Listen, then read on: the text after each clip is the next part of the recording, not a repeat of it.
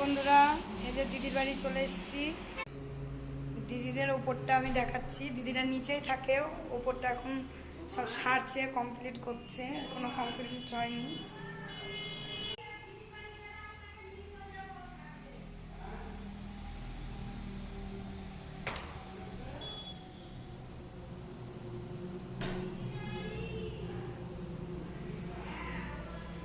এই যে দিদিদের পায়খানা বাথরুম এখনো চালু হয়নি।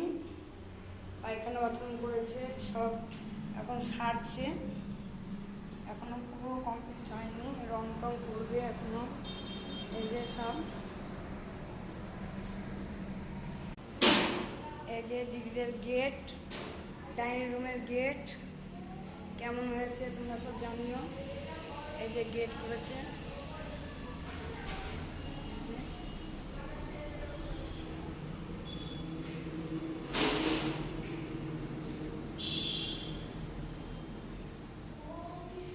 এই যে দিদিদের গোপাল দেখো বন্ধুরা, কত বড় গোপাল লাগিয়েছে দিদি।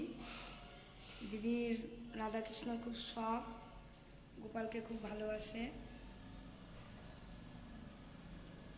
একটা দেয়ালে পুরো গোপাল ঠাকুরের ছবি লাগিয়েছে। আর এই যে ডাইনিং রুম, এটা ডাইনিং রুমে এরকম করেছে। আর এই যে দিদির ওপরকার রান্নাঘর, এই যে রান্নাঘর, এই যে এখনো কমপ্লিট হয়নি, সব দেখতেই পাচ্ছ তোমরা। এই যে দুটো ঘর উপরে করেছে,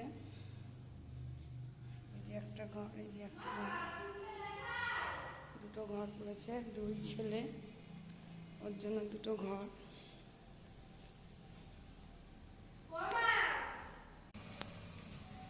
দিদিরা তিনতলাতে ঠাকুর ঘর করেছে, তোমাদের ঠাকুর ঘরটা দেখাই ছিল।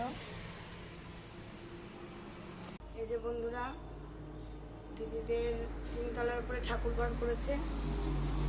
এই যে ঠাকুর ঘরটা এখনো কমপ্লিট হয়নি, ওর জন্য কাঠকুটো সব রেখে দিয়েছে। কমপ্লিট হলে আবার তখন দেখাবো। কেমন লাগলো তোমরা সব কমেন্ট করে শেয়ার করবে, কমেন্ট করো, লাইক করো। কেমন লাগলো বন্ধুরা তোমরা সব জানিও কমেন্ট করে। ভালো লাগলে লাইক